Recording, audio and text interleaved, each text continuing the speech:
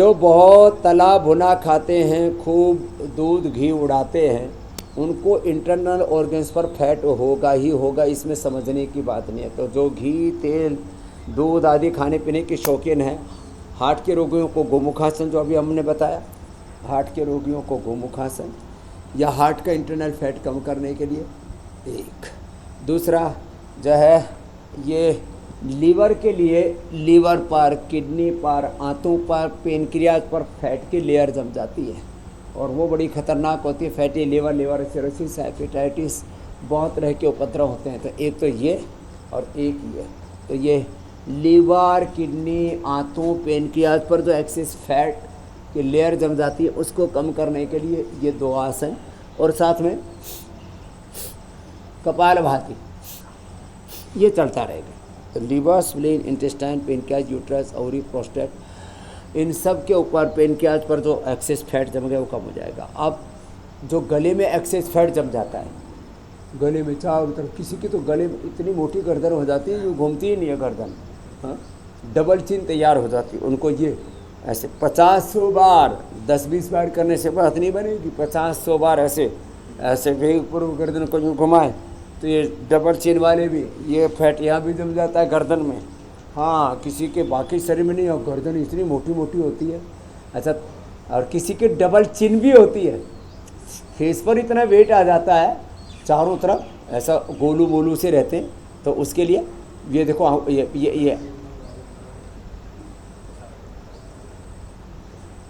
ऐसे मुंह का भी, तो गर्दन का। और फिर अब ये जो फेफड़े में, ब्रेस्ट में, चेस्ट में फैट जमा हो जाता है ना, उसके लिए ऐसे लंबे लंबे सांस, इतना ना कर सकें तो ये लंग, फेफड़े का एक्सिस फैट। तो इंटरनल ऑर्गन्स का सारा फैट हटा दिया। फिर जो दिमाग में फैट जम जाता है, उसके लिए तो गोधन अर्क पिए, मेदोहर और वेट बोले, और ये अनुलोम विलोम करे।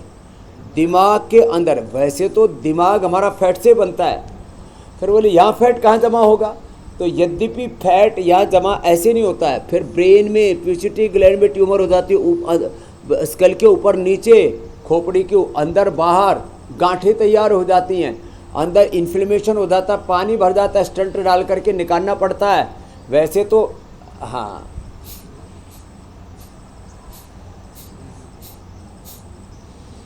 तो दिमाग 80% अच्छे फैट से बनता है, लेकिन अनहेल्दी फैट जो है ना, वो दिमाग में सूजन आ जाती है, बड़ा खतरनाक होता है।